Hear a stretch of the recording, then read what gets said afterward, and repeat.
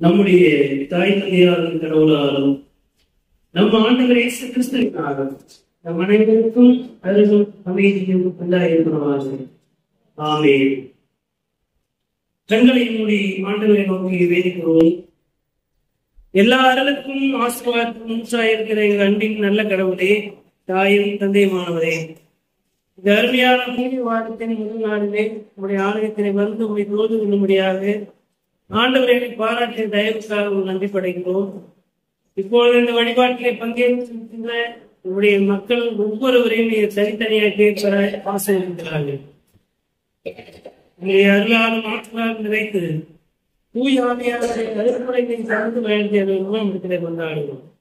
இப்பொழுதும் திருமலையின் வார்த்தையை நாங்கள் கேட்கவும் அதை விலகிக் கொள்ளவும் அதன் வழியாக மக்கள் வாழ்வை நாங்கள் மேம்படுத்திக் கொள்ளவும் உடைய தூய் ஆவியானுடைய துணை தந்தை காத்துக் கொள்கிறார்கள். இயேசுவின் வழியை வேண்டுதல் செய்கிறோம். அன்பின் நல்ல கட்டளை. திருத்துவ திருநாளுக்கு பின்வரும் 12ஆம் ஞாயிறு என்று சொல்லப்படுகின்ற இந்த நாளிலே படித்து சிந்திக்கும்படியாக முன்குறிக்கப்பட்டுள்ள நற்செய்தி பகுதி தூய மத்தேயு எழுதிய நற்செய்தி நூல் 12ஆம் பிரிவு திருவசனங்கள் 32 தொடங்கி 42 வரை அடங்கிய திருவசனங்களை படிக்க அனைவரும் எழுதிருந்து கவனிப்போம். தூய மத்தேயு எழுதிய நற்செய்தி நூல் 12ஆம் பிரிவு திருவசனங்கள் 32 தொடங்கி 42 வரை அடங்கிய பகுதியை படிக்க கவனமாக்கியிருக்கிறோம். இயேசு சொன்னதாவது: மானிட மகனுக்கு எதிராய் ஏதாவது ஒரு வார்த்தை சொல்லிவிட்டவரும் மன்னிக்கப்படுவார். ஆனால் தூய ஆவிக்கு எதிராக பேசுவோர் இம்மையிலும் மறுமையிலும் மன்னிப்பு பெற மாட்டார். மரம் நல்லது என்றால் அதன் கனியும் நல்லதாக இருக்கும். மரம் கெட்டது என்றால் அதன் கனியும் கெட்டதாக இருக்கும். மரத்தை அதன் கனியால் அறியலாம். விரியன் பாம்பு குட்டிகளே, தீயோர்களாகிய நீங்கள் எவ்வாறு நல்லவை பேச முடியும்? உள்ளத்தின் நிறைவையே வாய் பேசும். நல்லவர் நல்ல கருவூலத்திலிருந்து நல்லவற்றை வெளிக்கொணர்வர். தீயவரோ தீய கருவூலத்திலிருந்து தீயவற்றையே வெளிக்கொணர்வர். மனிதன் பேசும் ஒவ்வொரு பின் வார்த்தைக்கும் தீர்ப்பு நாளில் கணக்கு கொடுக்க வேண்டும் என உங்களுக்கு சொல்கிறேன். உங்கள் வார்த்தைகளை கொண்டே நீங்கள் குற்றமற்றவர்களாக கருதப்படுவீர்கள். உங்கள் வார்த்தைகளை கொண்டே குற்றவாளிகளாகவும் கருதப்படுவீர்கள். அப்பொழுது மறைவில் சிலரும் பரிசேயர் சிலரும் இயேசுவுக்கு மறுமொழியாக, போதகரே, நீர் அடையாளம் ஒன்று காட்ட வேண்டும் என விரும்புகிறோம் என்றனர். அதற்கு அவர் கூறியது: இந்த தீய விபச்சார சந்ததியினர் தலைமுறையினர் அடையாளம் கேட்கின்றனர். இவர்களுக்கு இறைவாக்கினரான யோனாவின் அடையாளத்தை தவிர வேறு அடையாளம் எதுவும் கொடுக்கப்பட மாட்டாது. யோனா 3 பகலும் 3 இரவும் ஒரு பெரிய மீனின் வயிற்றில் இருந்தார். அவ்வாறே மானிட மகன் 3 பகலும் 3 இரவும் நிலத்தின் உள்ளே இருப்பார். தீர்ப்பு நாளில் நினிவே மக்கள் இத்தலைமுறையினரோடு எழுந்து இவர்களை கண்டனம் செய்வார்கள். ஏனெனில் யோனா அறிவித்த செய்தியை கேட்டு அவர்கள் மனம் மாறியவர்கள். ஆனால் இங்கிருப்பவர் யோனாவை விட பெரியவர் அல்லவா? தீர்ப்பு நாளில் தென்னாட்டு அரசி இத்தலைமுறையினரோடு இருந்து இவர்களை கண்டனம் செய்வார். ஏனெனில் அவர் சாலமோனின் ஞானத்தை கேட்ட உலகின் கடைக்கோடியிலிருந்து வந்தவர். ஆனால் இங்கிருப்பவர் சாலமோனிலும் பெரியவர் அல்லவா என்பவர்களேன்.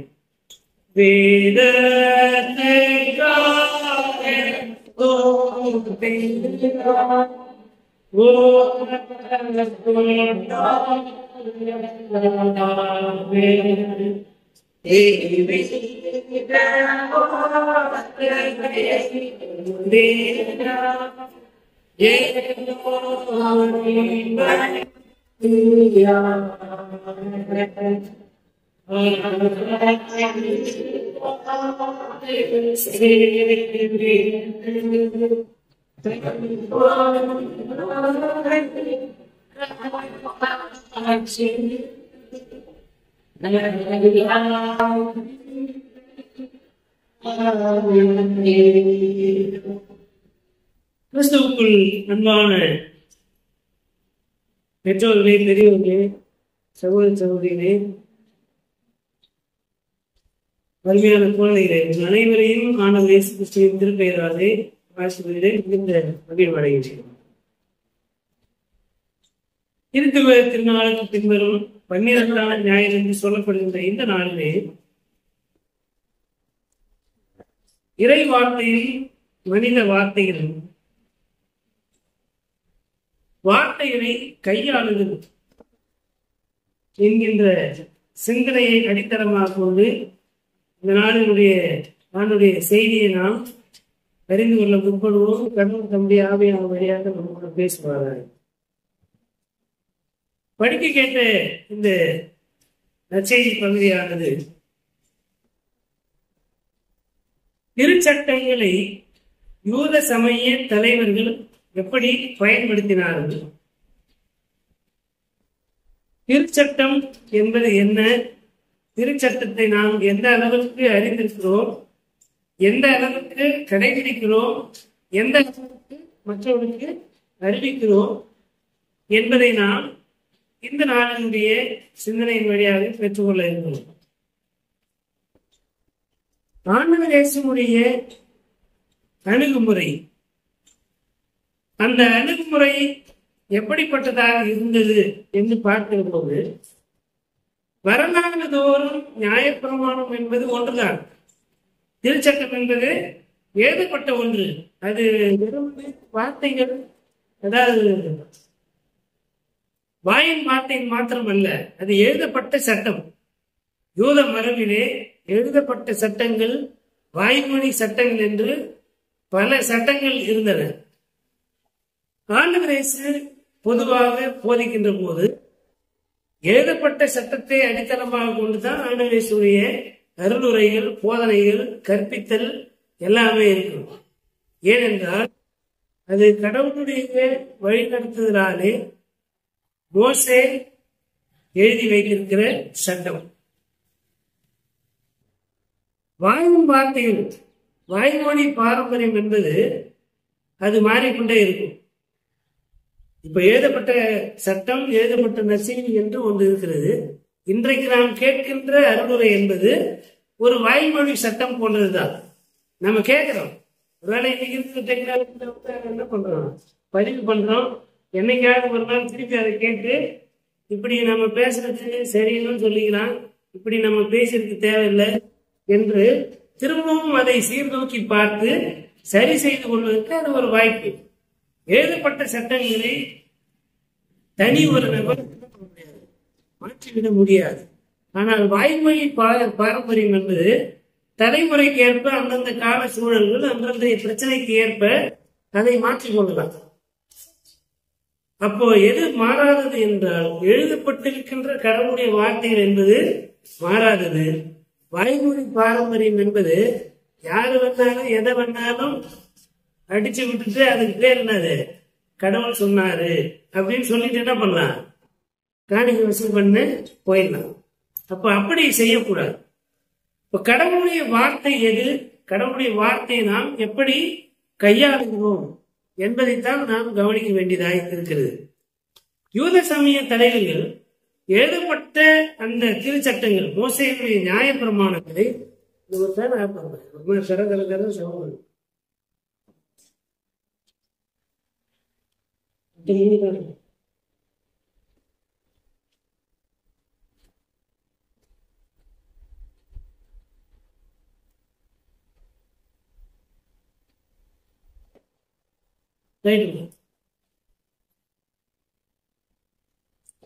எழுதப்பட்ட சட்டங்களை அந்த காலத்திலே தலைமை ஆசாரியர், ஆசாரியர்கள், மறைநூல் அறிஞர்கள், வேதபாரகர்கள் என்று சொல்றே வேத திருமறையை கற்பிக்கிறவர்கள்,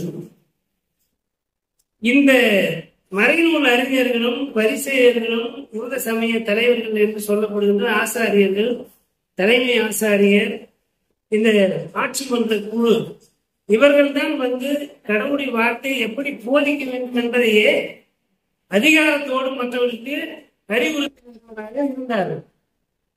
அப்போ கடவுளுடைய வார்த்தையை தங்களுடைய வருமானத்திற்கு ஏற்ப தங்களுடைய வருமானத்தை வளர்த்துக் கொள்வதற்காக தங்களுடைய அதிகாரத்துக்கு கீழே இருந்த போதகர்கள், மறைநூல் அறிஞர்களை, வசனம் இப்படிதான் சொல்லுது, ஆனா நீங்க அப்படி போய் பிரசங்கம் பண்ண முடியாது.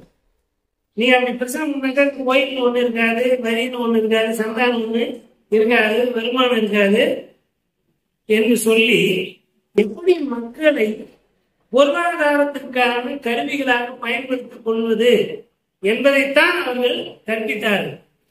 திருச்சட்டங்களை மன்னிப்பதற்கு ஏதுவானதாக பயன்படுத்தவில்லை. அன்பு செலுத்துவதற்கான கருவியாக, ஊடகமாக கடவுளுடைய வார்த்தையை பயன்படுத்தவில்லை. மாறாக ஒருவருடைய குற்றத்தை அவர்கள் சுட்டி காண்பிப்பதாக சொல்லி அவர்களை மேலும் மேலும் குற்ற உணர்வுக்கு ஆளாக்கி பெரிய பாவம் செய்து விட்டதாக அவர்களை உணரச் செய்து மன அழுத்தத்திற்கு ஆளாக்கி திரும்ப நான் உனக்கு பாவ மன்னிப்பு கொடுக்கிறேன், நீ இந்த சாமியை கோயில செலுத்தி பரிகாரம் செய்கிறது என்று சொல்லி அவர்களை பொருளாதாரத்திற்கான கருவிகளாக பயன்படுத்தினார்கள். அப்போ அங்க என்ன நடக்குது அப்படின்னா, கடவுளுடைய வார்த்தைகள் பிரிக்கப்படுகிறது. மனிதர்களை கடவுளின் வார்த்தை என்ற பெயராலே அடிமைப்படுத்தி சமயத்தினுடைய அதிகாரங்களுக்கு அவர்கள் அடிமைப்படுத்தி வைத்திருக்கின்ற நிலைதான் வரலாறு தோறும் நடந்திருக்கிறது. அப்போ இது மத்திய 12ஆம் அதிகாரத்தை நம்ம தொடர்ந்து படிச்சு பார்க்கலாம். ஓய்வு நாளை பரிசுத்தமாக உங்களுடைய சீடர்கள் அனுசரிக்கவில்லை என்ற குற்றச்சாட்டை இயேசுவிடத்திலே வைக்கிறார்கள். ஓய்வு நாளை பரிசுத்தமாக ஆசரிப்பது என்ன? பசியா இருக்கிறான், வழியில நடந்து போறோம், நம்மளை அறியாமல என்ன பண்றோம், நம்ம நடந்து போறோம், ஒரு கரம்புடி செடி இல்ல பச்சைப்பயிர் செடி இருக்குது அப்படின்னா அதை திருடி போனோன்ற எண்ணம் நமக்கு இருக்காது. அதை சுவைத்து பார்க்கிறாங்க என்கின்ற மனித இயல்பு இருக்குல்ல, அதை தடுக்க முடியுமா? அப்போ ஒரு வழியில நடந்து போகிற போது ஒரு பூத்து குழுகின்ற, காய்ச்சி குழுகின்ற ஒரு பச்சை பயிறு காராமணி செடியிலிருந்து ஒரு காயை எடுத்து பறிச்சு தின்னுட்டா நீ ஓய்வு நாளை கடைபிடிக்கவில்லை என்று சொல்லி சட்டத்தை திணித்து கொலை செய்யும் அளவுக்கு செயல்படுகின்றவராக அன்றைய சமய தலைவர்கள் இருந்தார்கள். உபவாசம் இருக்கிறோம், தெரிந்துதான் நம்மளே தான் என்ன பண்றோம், இந்த நாள்ல உபவாசம் இருந்து ஜெபம் பண்ணலாம் அப்படின்னு நம்ம நினைச்சிருப்போம். நம்மள அறியாம ஏதோ ஒரு சோதனையில ஏதாவது ஒரு பொருள் கெட்டு சாப்பிட்டோம் அப்படின்னா நம்மளே இந்த இடத்துல இப்படி பண்ணிட்டேன் அப்படின்னு நினைக்கிறது வேற. உபவாசம் இருக்கிறாங்க, இதை வாங்கி சாப்பிடணும் அதை வாங்கி சாப்பிடணும் அப்படின்னு சொல்லுவது விட அது நம்முடைய வேலை கிடையாது. உபவாசம் இருக்கிறவருக்கு தான் அவருடைய வழிதானது தெரியும். வேடிக்கை பார்க்கிற ஒரு உபவாசம்னா என்னன்னு தெரியாம உபவாசமே இருக்காத ஒருத்தர் மறந்து போய் ஒரு பொருளை சாப்பிட்டுக்கிட்டாக இன்னொருவரை குற்றம் சுமத்துற அளவுக்கு யாரும் நீதிமான் கிடையாது. அப்போ இயேசுடைய சீடர்களை ஓய்வு நாளிலே உங்களுடைய சீடர்கள் கதிர்கொலை ஓய்ந்து தின்கிறார்கள், இவர்கள் ஓய்வு நாளை பரிசுத்தமா கடைபிடிக்கவில்லை என்பது அந்த சீடரை குற்றம் சாட்டும் போது அங்க யாரை குற்றம் சொல்றாங்க? இயேசுவை ஏன் குற்றப்படுத்துகிறார்? நீ ஒழுங்கு சொல்லி அவன் கடைபிடிக்க போறான் சொல்லுவதில்ல. பல நேரத்தில் அவன் பண்றல கடைசிகளா பிள்ளைங்க ஒழுங்கா இருக்கான், வாத்தியாரி சீரியல்ல பிள்ளைங்க ஒழுங்கா இருக்கான், ஐயரே சீரியல் சொல்றது பெற்றோர்களை குற்றம் சொல்வது என்பது அது ஒரு அபத்தமான செயல். தவறு செய்கிறாரோ அவர்களுக்கு அதை நயமுறை சுட்டி காண்பித்து இனி அந்த தவறு செய்யாதபடிக்கு மறைவாய் காதோடு காதா வச்சு பேசுகின்றன. அப்படித்தான் ஒருவருடைய தவறுகளை நாம் திருத்தணுமே தவிர எல்லா விஷயங்களுமே பொது இடத்துல பேசி ஒருவரை அவமானத்துக்கு கொடுத்திருக்கிற விதமாக செய்யக்கூடாது. ஆனால் இங்க நோக்கம் என்னன்னா, ஓய்வு நாளை பரிசுத்தமாக கடைபிடிப்பாயாக என்ற பெயராலே இயேசுவையும் சீடர்களையும் தரக்குறைவாக நடத்துவதற்கான ஒரு முயற்சியை இந்த சமய தலைவர்கள் செய்கிறார்கள். அதன் பிறகு ஒரு கை வழங்காமல் இருந்த ஒருவரை ஆண்டவர் குணப்படுத்துகிறார். அந்த இடத்துல ஓய்வு நாள்ல உங்களுக்கு வார நேரத்துல 6 நாள் இருக்கு, நீ ஏன் ஞாயிற்றுக்கிழமை சுகம் பெறணுமா? சுகம் கொடுத்த இயேசுவை கண்டிக்கிறது அவனுக்கு இப்படி தைரியம் இல்லை. உடனே சுகம் பெற்றவன போய் என்ன பண்றான்? மிரட்டலாம். நீ எதுக்கு போய் அவர்கிட்ட சுகம் கேட்ட? இன்னைக்குதான் நீ சுகம் அடையணுமா? அதுக்காக சுகம் படுத்தின கையை திருப்பி போய் மடக்கி வச்சுக்க முடியுமா? அப்போ கடவுளுடைய வார்த்தைகள், கடவுளுடைய சட்டங்களை வாழ்வளிப்பதற்கானதாக பயன்படுத்தாமல் மற்றவர்களை மனநன்மை செய்வதற்காக பயன்படுத்துவதைத்தான் சமய அதிகாரத்தில் இருப்பவர்கள் விரும்புகிறார்கள். ஒருவன் அடிமையாக இருப்பதை விரும்புகின்ற அளவுக்கு ஒருவர் சுதந்திரம் அடைவதை சமய அதிகாரத்தில் இருப்பவர்கள் விரும்புவது இல்லை. அப்படிப்பட்ட சூழலில் தான் இயேசு செய்கின்ற இந்த அற்புதங்கள், இயேசு கடவுளுடைய சட்டங்களை குறித்து மக்களுக்கு எடுத்துரைக்கின்ற அந்த அணுகுமுறை இருக்கு இல்லையா, அந்த அணுகுமுறையே இந்த சமய தலைவர்களுக்கு பிடிக்கிறது. பரிசேயருக்கும் பிரதான ஆசாரியருக்கும் வேத பாரர்களுக்கு இயேசுடைய போதனைகள் அணுகுமுறை இருக்கு இல்லையா, மக்களை அரவணைத்து அவர்களை நேர்படுத்துகின்ற அந்த செயலை அவர்கள் விரும்பவில்லை. அதனால இயேசுவின் மீது அவர்களுக்கு கடும் கோபம் உண்டாகிறது. இப்படிப்பட்ட சூழல் தான் ஆண்டவர் இயேசு சொல்லுகிறார். இவன் பிசாசின் தலைவர் சொல்லி இயேசுவை சொல்லுகிறார். அதைத்தான் ஆண்டவர் இயேசு என்ன சொல்றாரு? ஒருவன் மனிதன் குமாரனுக்கு, மாநில மகனுக்கு எதிராக எந்த வார்த்தை பேசினால் அது அவருக்கு மன்னிக்கப்படும். ஆனால் ஆவியானவருக்கு விரோதமாக பேசுகின்ற வார்த்தைகள் இம்மையிலும் மறுமையிலும் மன்னிக்கப்படாது. அப்ப அதுக்குள்ள இருக்கிற செய்தி என்னன்னா, மனித குமாரனுக்கு விரோதமாக பேசுகின்ற வார்த்தைகள் மன்னிக்கப்படுமா அப்படின்னா மன்னிக்கப்படாது. ஏன்னா பிதாகுமாரன் பரிசுத்தாவியானவர் என்பவர் வேற வேறு யாரும் கிடையாது. மனிதன் என்ற முறையிலே இயேசுவை இவனுக்கு அப்பா யாருன்னு தெரியாதுன்னு சொல்லியிருக்கான். இதெல்லாம் இவன் மரியாதையின் மகன் அல்லவா சொல்லும் போது வழக்கமா எல்லாரையும் இவர் ஆபிரகாமின் வழிமரப்பினர் என்று சொல்றவங்க ஏன் சாராவின் வழிமரப்பினர் என்று சொல்ல வேண்டித்தானே? அப்ப அதை சொல்லுங்க. ஆனால் இயேசுவின் மாத்திரம் சொல்லும் போது இவர் யோசேப்பின் மகன் அல்லவான்னு யாருமே சொல்லல. இவர் மரியாதையின் மகன் அல்லவா என்று சொல்லுகின்ற போது அந்த இடத்துல மறைமுகமாக இயேசுவை அப்பா யாருன்னு தெரியாது என்று யூத சமய தலைவர்கள் ஒரு மாதிரி ரொம்ப வல்கரான ஒரு அணுகுமுறை.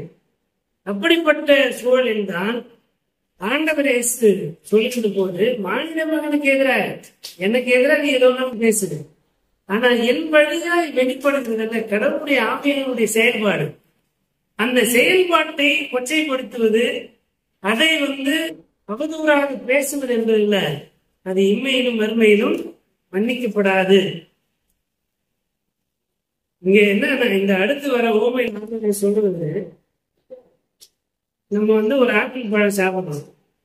அந்த பழம் ஆப்பிள் டேஸ்டாகவும் ஆப்பிள் பழத்துக்கே உண்டான வாசனை இல்லை. அந்த வாசனையும் அந்த டேஸ்ட் இருந்தாதான் அது என்ன பண்ணுவோம், சாப்பிடுவோம். ஆரஞ்சு பழம்னா ஆரஞ்சு பழத்துக்கு உண்டான அந்த வாசனையும் அந்த டேஸ்டும் சுவையும் இருந்தாதான் அது என்ன பண்ணுவோம், சாப்பிடுவோம். ஆரஞ்சு பழத்துல ஆப்பிள் வாசனை வச்சா என்ன பண்ணுவோம், இந்த பழம் கெட்டு போயிருக்குது சொல்லுமா இல்லையா?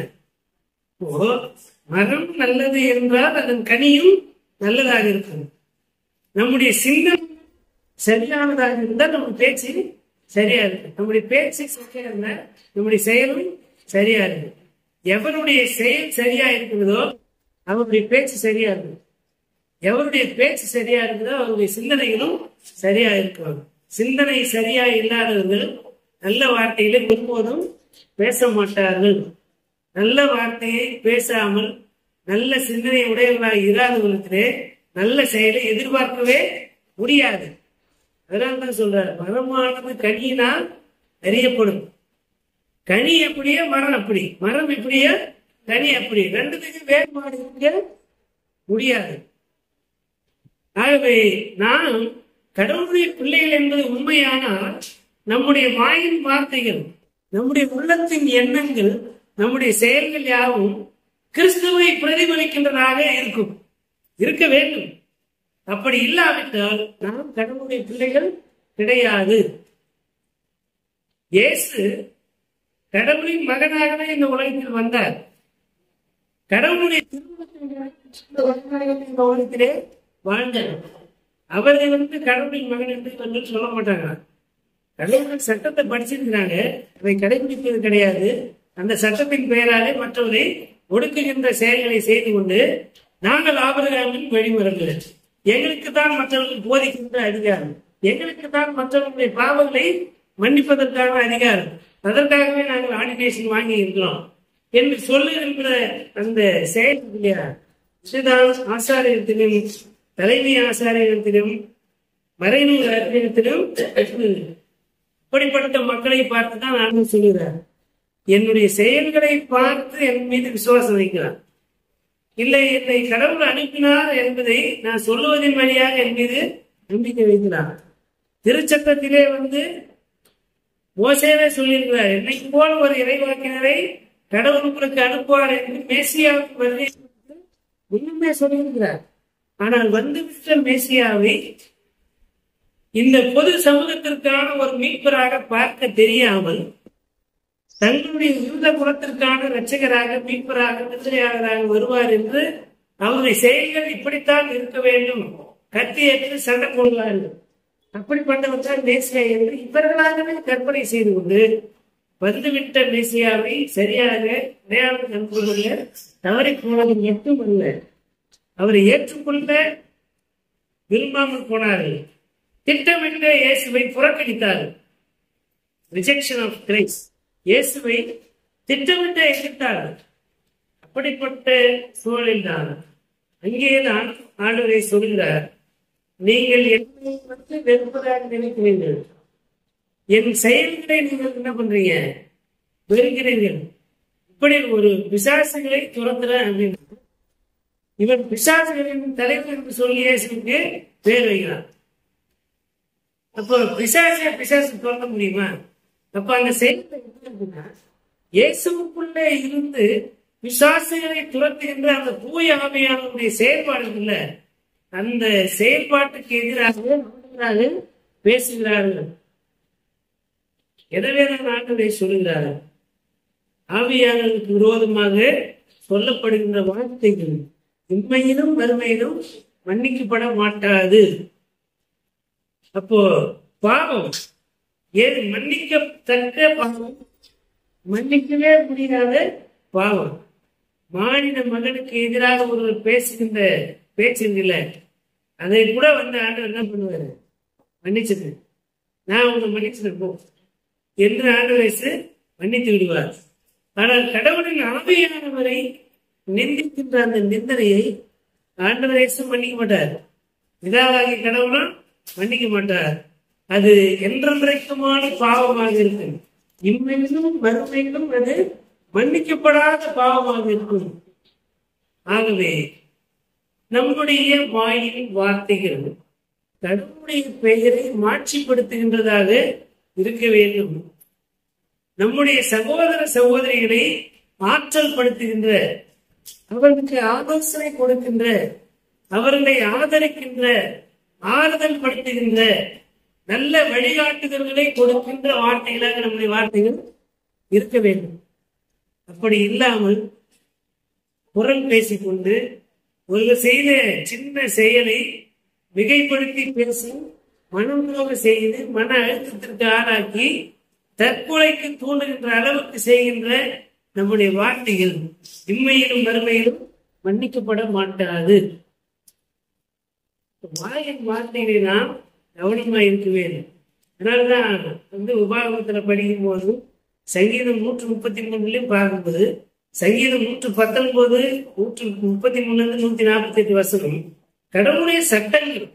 அந்த சட்டங்களை நாம் கடைபிடிக்க வேண்டும். கடவுளுடைய வார்த்தைகளை நாம் கடைபிடிக்க வேண்டும், நாம் கற்றிருக்க வேண்டும், கடைபிடிக்க வேண்டும், மற்றவர்களுக்கு கற்பிக்கின்ற வேலையை நாம் செய்ய வேண்டும். கடவுளுடைய வார்த்தைகளை நாம் தலைமுறை தோறும் போதிக்கின்றவர்களாக இருக்க வேண்டும். கடவுளுடைய பெயரை வீணிலே வழங்கக்கூடாது. கடவுளுடைய பெயரை மாட்சிப்படுத்துகின்ற விதமாகத்தான் கடவுளுடைய வார்த்தையை நாம் பயன்படுத்த வேண்டுமே தவிர திருவசனங்களை எடுத்து அப்படியே மனிதர்களுக்கு பொருந்தி மனிதர்களை இயேசுவை போல பிரகடனப்படுத்துகின்ற பாவத்தை செய்யக்கூடாது. மனிதர்களை கடவுளாக்குகின்ற விதமான வார்த்தைகளை பயன்படுத்தக்கூடாது. உன் கடவுளாக ஆண்டுடைய பெயரை வீட்டிலே வழங்காதிருப்பாயாக என்ற கட்டளையின்படி நாம் கடவுளுடைய வார்த்தையை மற்றவர்கள் அங்கீகரிக்கவும் மற்றவர்கள் மீட்பு பெறுவதற்காகவும் தான் கடவுளுடைய பெயரை கடவுளுடைய வார்த்தையை பயன்படுத்த வேண்டும். தவிர ஒருவரை சபிப்பதற்கோ ஒருவரை காயப்படுத்துவதற்கோ கடவுளுடைய வசனங்களை எடுத்து புத்தி சொல்ற பேர்ல அல்லது கற்று பண்ணுறதுக்காகவே குற்றப்படத்தை காயப்படுத்துவதற்காகவே கடவுளுடைய வார்த்தையை பயன்படுத்தக்கூடாது. கடவுளுடைய பெயரை பயன்படுத்தக்கூடாது. அப்படி செய்கின்ற பாவம் உண்மையிலும் மறுமையிலும் மன்னிக்கப்பட மாட்டாது. யாக்கோபு சொல்லுகின்ற போது நாவை ஒருவராலும் அடக்க முடியாது. அதனுடைய பொருள் என்னவென்றால் பர்ஃபெக்டா ஒருத்தர் தன்னுடைய நாவை அடக்க முடியாது. ஆனால் நாவை அடக்கித்தான் ஆக வேண்டும். அப்ப ஒவ்வொரு முறையும் கடவுளுடைய வார்த்தையை நாம் பயன்படுத்துகின்ற போது கடவுளை பாடுவதற்காக தான் நம்முடைய வாயை திறக்க வேண்டும். மனிதர்களை ஆற்றல்படுத்துவதற்காக தான் நம்முடைய வாயை திறக்க வேண்டும். பொதுவா கூடுமான வரைக்கும் தேவையில்லாம அளவுக்கு அதிகமா பேசாமல் இருப்பது நல்லது. நல்ல விஷயங்களை நல்ல செய்திகளை மற்றவர்களுக்கு கற்பிப்பதற்காகத்தான் நம்முடைய வாயை திறக்க வேண்டும். அல்ல ஒருவருடைய மனம் நோக்குவதற்கு ஏதுவான வார்த்தையை பேசுவதற்கு நாம் ஒருபோதும் நம்முடைய வாயை திறக்கக்கூடாது. கடவுளை பாடுவதற்கு கடவுளுடைய பெயரை துதிப்பதற்காகத்தான் நாம் நம்முடைய வாயை திறக்க வேண்டும். அதனால்தான் செய்ய பாமாயில் பார்த்தோன்னா 1000 நாவும் இருந்தால் கர்த்தருக்கு அன்பாக செய்த நன்மையாகும் அவர் தான் துதிப்பேன். நாவினால் கடவுள் நமக்கு செய்த நன்மைகளை நினைவு கூர்ந்து அதற்கு நன்றி செலுத்துவதற்காகத்தான் நம்முடைய நாவை நம்முடைய வாயை திறக்க வேண்டும். தவிர சும்மா எப்ப பார்த்தாலும் கடவுள் என்ன சோதிக்கிறாரு, கடவுள் என்ன கைவிட்டுட்டாரு, இப்படி விசுவாசத்திற்கு புறம்பான வார்த்தையை பேசுவதற்காக நம்முடைய வாயை திறக்கக்கூடாது. பட்டணத்தை பிடிக்கிறவனை பார்க்கிலும் தன் மனதை அடக்குகிறவன் உத்தமன் என்று சொல்லி திருமலை சொல்லுது. அப்ப தன் மனதை அடக்குதல் என்பது எப்படி? தீய எண்ணங்கள் உள்ளத்திலே கருவுறாதபடிக்கு நம்முடைய சிந்தனைகளை ஒருமுகப்படுத்த வேண்டும், பக்குவப்படுத்த வேண்டும். எப்பொழுது நாம் தவறான சிந்தனை உடையவர்களாக இருக்கிறோம் என்பது இந்த உலகத்தை தெரியணும். வாயிலே திறந்து வச்சுங்க, ஐயா வருவாரு, அமைதியா இருப்பாரு, எல்லாத்தையும் கேட்டுவாரு, அனாவசியமா எதுவும் பேச மாட்டாரு, சொல்றவங்க. அப்படி இருந்து அவங்க ரொம்ப நல்லவர். என்னால போய் ஏதாவது பண்ணியிருப்பாரு, வேற விஷயம். ஆனா பொதுவா என்ன சொல்லலாம், ஐயா வருவார் இல்ல அம்மா வருவாங்க, அனாவசியமா ஒரு வார்த்தை பேச மாட்டாரு, அவங்க கொண்டு அவங்க வேலை உண்டு ஆராதனைக்கு வந்துட்டு போயிடுவாங்க. இது ஒரு விதமான அமைதி. அப்போ அது நம்முடைய பொருள் என்ன? அனாவசியமான வார்த்தைகள் பேசும்போதுதான் நம்மை மற்றவர்கள் திறனாய்வு செய்வதற்கு அது வழிவகையாக இருக்கும். அமைதியாகவே பேசாமலே இருந்துட்டா எப்பேற்பட்ட பாவியும் புத்தகம் என்று சொல்லப்படுவார். சின்ன சின்ன வார்த்தைகள் பேசி சின்ன சின்ன செயல்களாலே மற்றவர்களை காயப்படுத்திவிட்டார். பிரம்மாண்டமான முறையிலே நாம் விமர்சிக்கப்பட்டு உலகத்திலேயே நம்மை விட பெரிய பாவி யாருமே இல்லை என்று சொல்லுகின்ற அளவுக்கு நம்மை குறித்து அவதூறுகள் பேசப்படும். எல்லாவற்றுக்கும் மூல காரணமாக இருப்பது நம்முடைய வாய், நம்முடைய நாவு. நம்முடைய நாவு என்பது ஒரு பெரிய கப்பல்ல ஒரு சின்ன ஸ்டெப் எப்படி சுக்கான் எப்படி அந்த முழு பெரிய கப்பலை திருப்புதல். பல லட்சக்கணக்கான டன் எடையுள்ள ஒரு கப்பலை சும்மா ஒரு 5 கிலோ 10 கிலோ இருக்கிற அந்த சுக்கான் என்ன போயிடும், திருப்பிடும். நம்முடைய வார்த்தைகள் அப்படிதான், நம்முடைய நாவு அப்படிதான். இந்த நாவுக்கு எலும்பு இல்லை, ஆனா அந்த நாவிலிருந்து வருகிற வார்த்தையும் சரியான உடம்புல மொத்த எலும்பும் எண்ணப்படும். ஊருக்குள்ள சொல்லுவோமா இல்லையா, பேசி பாரு எலும்பு நீங்க என்னன்னா இல்லையா பாரு சொல்றோமா இல்லையா. இப்ப தவறான வார்த்தைகள் நம்முடைய நாவு எலும்புல ஆனால் எல்லா எலும்புகளையும் விழுந்து போடுகின்ற அளவுக்கு அழிவை கொண்டு வருகின்ற ஆற்றலுடையதாக நாவு இருக்கிறது.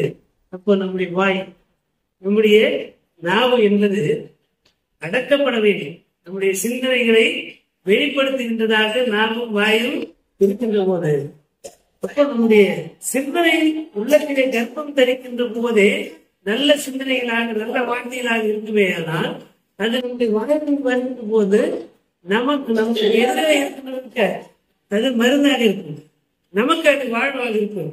நல்ல வார்த்தைகள் நல்ல உறவுகளை நம்ம கொண்டு வந்து சேர்க்கும். தீய வார்த்தையை காயப்படுத்துகிற வார்த்தைகள் எப்பேற்பட்ட உறவுகளையும் அது சிதைத்து போட்டுவிடும்.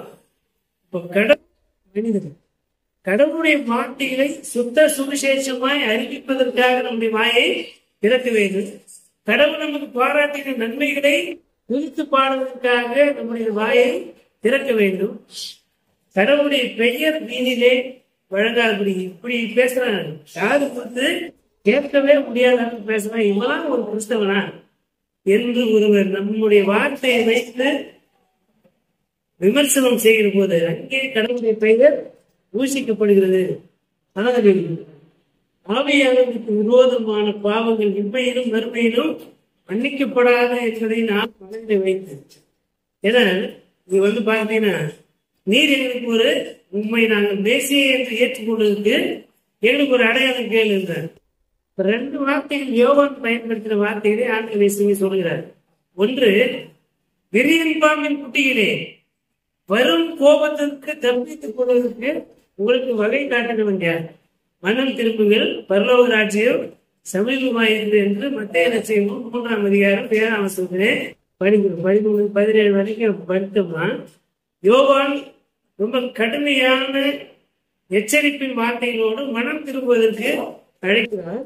அப்படிப்பட்ட அந்த வார்த்தைகளை ஆண்டவர் சமயத்திலே பயன்படுத்துகிறார். விரியன் பாம்பின் குட்டிகளே, ஏன்னா அது வாயிலிருந்து விஷம் வந்துச்சுன்னா அதனுடைய விலை என்னதான்? இறப்பு தான். ஏன் நல்ல பாம்புக்கு நல்ல பாம்புன்னு பேர் வச்சுக்கிறானா? கடிச்சா எப்படியாவது குறிப்பிட்ட நேரத்துக்குள்ள என்ன பண்ணிடலாம், சிகிச்சை பண்ணி காப்பாத்திடலாம். ஆனால் விரியன் பாம்பு விஷம் இம்மீடியட்டா வந்து ரத்தத்தை வந்து என்ன பண்றான், உரையும் செய்து ரத்த ஓட்டத்தை நிறுத்தி நாம் எதிர்பார்க்கின்ற நேரத்திற்குள்ளே சிகிச்சை மேற்கொள்வதற்கான வாய்ப்பு கிடைப்பதற்குள்ளாக நாங்கள் போயிடும். இப்போ அதனால்தான் நல்ல பாம்பு குட்டியிலேன்னு சொல்லுவேன். விரியன் பாம்பு அதாவது அந்த அளவுக்கு விஷம் நிறைந்தவர்களாக சக மனிதரை வார்த்தைகளாக கொட்டி கொலை செய்கிறவர்களாக நாம் இருக்கக்கூடாது என்பதை உணர்த்துகின்ற வார்த்தை தான் இந்த விரியன் பாம்பின் குட்டிகளே. விபச்சார சந்ததியார் என்ற வார்த்தை பயன்படுத்துறாரு. நிறைய பேர் என்ன சொல்லியிருப்பாங்க, இயேசுவே கெட்ட வார்த்தை பேசினாருன்னு சொல்லியிருப்பாங்க. அவனுக்கு முதல்ல பைக்ல முழுசா தெரியல. விபச்சார சந்ததியார் என்ற பொருளுடைய ஆங்கில வார்த்தை என்னன்னா அடல்ட்ரி. அடல்ட்ரின்னா என்ன? கலப்படம் செய்தாலும் அதுக்கு பேர் என்னதான்? அடல்ட்ரி. தூய்மையான பாலிலே அதிகப்படியான பேர் தான், அதுக்கு பேர் விபச்சாரம் தான். ஏன்னா இங்கிலீஷ் வார்த்தையின்படி அது அடல்ட்ரி, தூய்மையை கெடுப்பது. இப்ப கடவுளாகிய ஆண்டவர் நானே, என்னை இருந்து வேற கடவுளை வழிபடக்கூடாது. அப்படி செய்த அதுக்கு பேர் என்ன? அதுக்கு பேரு அடல்ட்ரி. ஐடல் வர்ஷிப்ன்றது வந்து சிலைகளை வணங்குவதற்கு பேர் ஐடல் வர்ஷிப். ஆனால் கடவுளை விட்டு விட்டு மனிதரையோ அதிகாரத்தில் இருப்பவர்களே சிலைகளையோ வேறு எதை வணங்கினாலும் அதற்கு பேர் வந்து அடல்ட்ரி. கடவுளின் மீது விசுவாசம் வைக்காமல், கடவுளின் மீது விசுவாசம் வைக்க மக்களை வழிநடத்தாமல் வேறு எந்த பக்கம் மக்களை வழிநடத்தினாலும் அப்பொழுது நாம் விசுவாசிகளுக்கு எதிராக கடவுளுக்கு விரோதமாக நாம் ஒரு விபச்சார செயலை அந்த இடத்திலே தூண்டுகிறோம். பற்றுறுதியிலே உண்மை தன்மை இல்லாத ஒரு நிலை, விசுவாசத்திலே கற்புத்தன்மையை கற்பிக்காமல் அவர்கள் வழிவிலக்கம் செய்கின்ற வார்த்தையை பயன்படுத்துவது, அப்படிப்பட்ட செயலை நாம் செய்யக்கூடாது. வரி செய்வது மறைநூல் அறிஞர்களும் அப்படி செய்தார்கள் என்பதனால்தான் அந்த வார்த்தையை ஆண்டவர் செஞ்ச பயன்படுத்துறார். இந்த பொல்லாத விபச்சார சந்ததியார் எதற்கு இருந்தாலும் அடையாளம் கேட்கிறார். என்னுடைய வார்த்தை, என் வழியாக வெளிப்படுகின்ற தூய ஆவியானவர் நான் செய்கின்ற செயலை வைத்து அதன் வழியாக வாழ்வு பெறுகிறார்கள் மக்கள் என்பதை கொண்டு கடவுளுக்கு நன்றி செலுத்தாமல் எதற்கெடுத்தாலும் அடையாளம் தேடுகிறவர்கள் விபச்சார சந்ததியாராய் இருக்கிறார்கள். அவர்கள் உண்மையாகவே கடவுளின் மீது அவர்கள் நம்பிக்கை வைக்கவில்லை, கடவுளின் வார்த்தையின் மீது நம்பிக்கை வைக்கவில்லை, கிறிஸ்துவின் மீது அவர் நம்பிக்கை வைக்கவில்லை. தூய ஆவியானவருக்கு எதிராக அவதூறு பேசுகின்ற மக்களாக இருக்கிறார்கள். இந்த விதமான செயல்கள் நம்மிடத்திலே கூடாது. கடவுளை மாட்சிப்படுத்துவோம், கடவுளுடைய பெயரை மாட்சிப்படுத்துவோம், கடவுளுடைய வார்த்தைகள் மக்களுக்கு வாழ்வுக்கானதாக பயன்படுத்துவோம். எந்த மனிதனையும் காயப்படுத்துவதற்காக கடவுளுடைய வார்த்தையை நாம் பயன்படுத்தாமல் இருப்போம். இனிய உணவாக இன்னாத பொருள் தனி இருப்ப காய் தவறுங்கள். நல்ல கனிகள் மரம் பூரா இருக்கும், அதுல தோற்ப அந்த போய் பறிச்சு சாப்பிடணும் அப்படின்னு கிடையாது. ஆனால் பை நிறைய நல்ல பழம் வச்சுக்கிட்டு எனக்கு ஒண்ணு கூட கேட்கும் போது அதுல இருக்கிறதுலேயே மோசமான ஒரு பிச்சு எதுன்னு பார்த்து கண்டுபிடிச்சு நம்ம ஒருத்தருக்கு எடுத்து கொடுத்தனா அது கடவுளுடைய பார்வையிலே பாவம். இனிய உணவாக இல்லாத போது தனி இருப்ப காய்கள் வந்துட்டு நல்ல வார்த்தைகள் உள்ளத்திலே உற்பத்தி செய்யப்பட வேண்டும், நல்ல வார்த்தைகள் பேசப்பட வேண்டும். அந்த நல்ல வார்த்தைகளாலே அனைவரும் நல்வாழ்வு பெற வேண்டும். அப்படிப்பட்ட வார்த்தையை நாம் பேசுவோம். நம்முடைய நாவை, நம்முடைய வாயை தீய சொற்களுக்கு விலக்கி காத்துக் கொள்வோம். கடவுளை மகிமைப்படுத்தாத எந்த செயலையும் நாம் மகிமைப்படுத்துவதற்காக நம்முடைய நாவை பயன்படுத்தாமல் இருப்போம். கடவுளை மாத்திரமே மகிமைப்படுத்த நம்முடைய வாயின் வார்த்தைகளை நாம் பயன்படுத்துவோம். நம்முடைய வாய் கடவுளுடைய வார்த்தையை அறிவிப்பதற்காக கடவுள் கொடுத்த எதை வச்சு வயிறு நிறைய சாப்பிட்றதுக்காக மாத்திரம்தான் வாய் கொடுக்கப்படல. கடவுளுடைய பெயரை அறிவிக்க வேண்டும். இந்த மனுக்குளம் விடுதலை ஆவதற்காக நம்முடைய சிந்தனைகளை வார்த்தைகளாக மாற்றி மக்களை விடுதலையாக்குவதற்கு ஆண்டவர் தம்முடைய ஆவியான வழியாக நமக்கு உந்துதல் அளிக்கிறார்.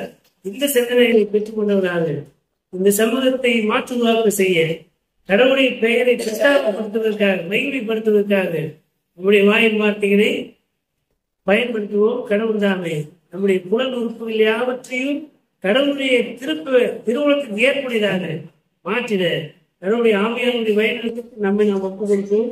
கடவுள் தாமே நம்மை மாற்றப்படுத்தி ஆசிர்வதித்து வழிநடத்தி காப்பாராக. ஆமென். கண்களை மூடி யாரை நோக்கி வேண்டிக் கொள்வோம். அனைத்து ஆசீர்வாதங்களுக்கும் நன்றி கொடுத்து அன்பு நல்ல கடவுளே, தாயும் தந்தை மாணவரே, இந்த அருமையான வாரத்திலே எங்களுடைய சிந்தனைகள், எங்களுடைய பேச்சுகள், செயல்களையாகவும் கடவுளுடைய திருப்பெயருக்கு மாட்சியை கொண்டு வருகிறதாயும் கடவுளுடைய திருவுளத்தை நிறைவேற்றுவதாயும் இருப்பதற்கு இப்பொழுது தூயாவியார் வழியாக எங்களுக்கு போதித்திருப்பதற்காக நன்றி சேர்க்கிறோம். தொடர்ந்து உங்களுடைய உன்னதமான பாதுகாப்பு பராமரிப்பு ஆதரித்து எங்களை நாம் ஒப்புகிறோம். வந்திருக்கின்ற பெற்றோர்கள், பெரியோர்கள், வாழை பிள்ளைகள், குழந்தைகள் ஒவ்வொருவரையும் ஆண்டவர் ஆசீர்வதிக்கிறார்கள். தொடர்ந்து நமக்கு ஏற்ற கனிகளை கொடுக்கின்ற, நீர் விரும்புகின்ற செயல்களை செய்கின்ற மக்களாக இருந்து உங்களுடைய பெயருக்கு மாட்சிமை கொண்டு வருகின்ற மக்களாக இருந்திட ஆண்டவர்களை ஒவ்வொரு நாளும் தூயாவியாருடைய வழிநடத்தலை கொண்டு எங்களை காத்துக் கொள்கிறார்கள். புதிகளை மகிமை யாவற்றும் ஒருவருக்கே சேர்க்கிறோம். இயேசுவின் வழியை வேண்டுதல் செய்கிறோம். அன்பின் நல்ல கடவுளே, ஆமென். அனைத்து ஆற்று நிறைந்து நம்முடைய தாயும் தந்தையுமாகிய கடவுளுடைய அன்பும் நம்முடைய ஆண்டவரும் இயேசு கிறிஸ்துடைய அருளும் அமைதியும் தூய ஆவியானுடைய வல்லமையுள்ள பாதுகாப்பு பராமரிப்பும் மாறாத உடன்படிக்கும் உறவும் ஐக்கியமும் வழிநடத்துவோம்.